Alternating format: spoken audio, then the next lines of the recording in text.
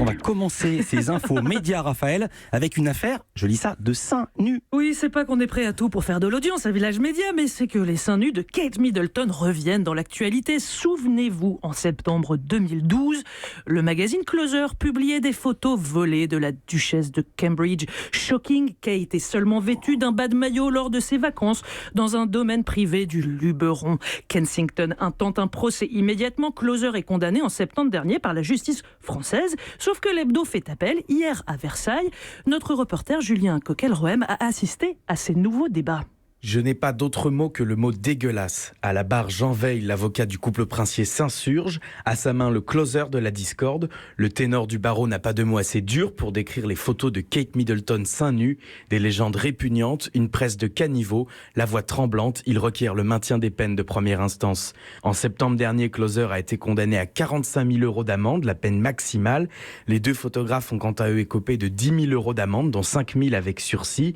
L'avocat de Closer, Paul-Albert Yvain, riposte. Osera-t-on se lever pour défendre des choses dégueulasses, ironise-t-il, la salle s'esclaffe. Le bâtonnier défend la presse de divertissement et martèle.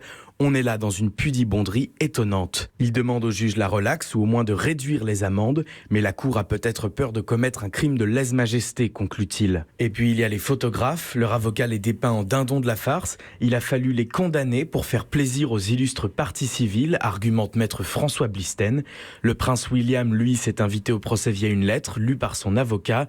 Ces faits sont douloureux, dit-il, car ils nous rappellent le harcèlement qui est à l'origine du décès de ma mère, Diana, princesse de Galles. La Cour a fixé son verdict au 19 septembre. Merci Julien Coquel-Rohem. D'autres infos médias ce matin, Raphaël? Oui, d'abord ça bouge dans la galaxie TF1. Je vais vous faire écouter une petite musique et une belle voix que vous connaissez très bien. Eddie de Préto, ou l'histoire d'une ascension fulgurante et foudroyante. Avec sa gueule étrange, sa coupe au bol, sa diction parfaite. Cette voix, c'est celle de Thierry de Mézières, bien sûr, l'intervieweur star de 7 à 8.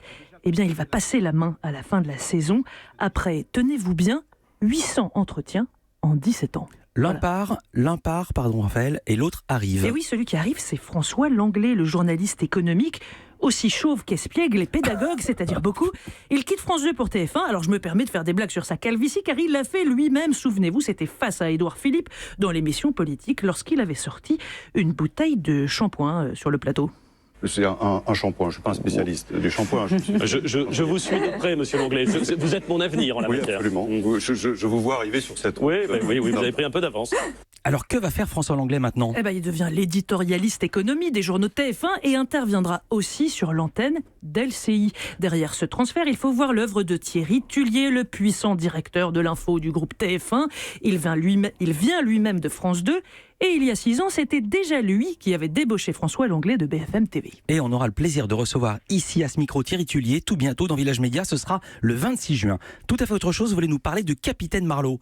Oui, souvenez-vous, dans ce studio, la réalisatrice José Dayan nous a fait une révélation sur la prochaine star invitée dans la série de France 3. Et là, on va commencer la semaine prochaine. Un prochain Marlowe dans la guest va être Isabelle Adjani. Waouh, vous vous souvenez comme on avait été soufflés et heureux d'avoir cette bonne nouvelle dans Village Média. Eh bien, le tournage de cet épisode a commencé avec Isabelle Adjani à Angoulême et dans sa région. On en sait un peu plus sur le rôle joué par l'actrice. Elle sera la suspecte numéro 1 dans le meurtre d'une jeune femme. Son personnage, Isabelle Laumont, une ancienne chercheuse scientifique, sortie tout récemment d'un coma de 15 ans. Pourquoi est-elle la coupable idéale? Car la jeune femme morte, retrouvée noyée, n'est autre que la nouvelle compagne de son mari, avec laquelle ce mari avait refait sa vie pendant le coma. Vous n'avez rien compris, c'est normal. Rendez-vous bientôt devant Marlowe. Antoine de Maximi a compris ça. Vous avez compris, Antoine de Maximi? Oui, à peu près.